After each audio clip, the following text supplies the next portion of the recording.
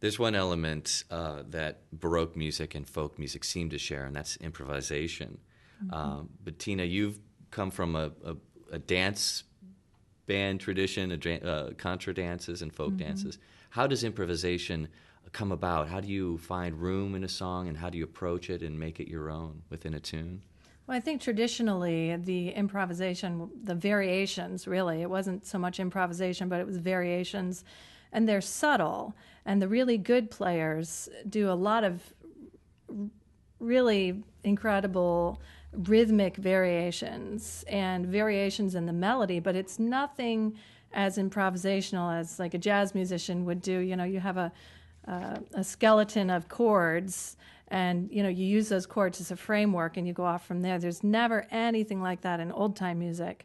And actually, what I do, I think in a contradance setting, improvise much more freely. I have my feet in old time music, but my hands are waving about wildly, I think. So I'm definitely not typical as an old time musician. And as I said, I'm rooted in the tradition, but I branch outward from there.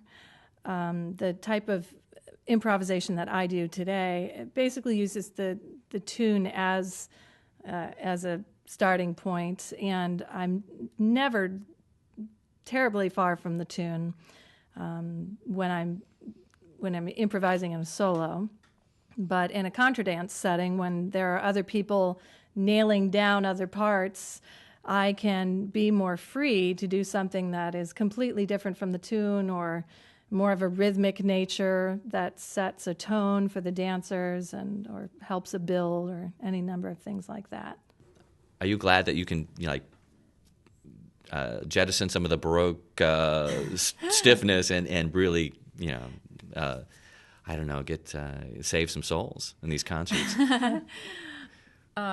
Well, I really developed this program and all of our crossover folk programs particularly for this barn where we play in Hunting Valley, which is a very rustic venue. It's 100 years old, and it seemed to me that the venue needed a kind of rustic music, and you couldn't just go there and play Brandenburg concertos. So, yeah, it feels great when you're in the barn to perform something that belongs in a revival meeting in the South, because there's an atmosphere there where the whole audience is really close to the stage and they're all emotionally engaged in what's going on. So you can really make a special kind of energy happen.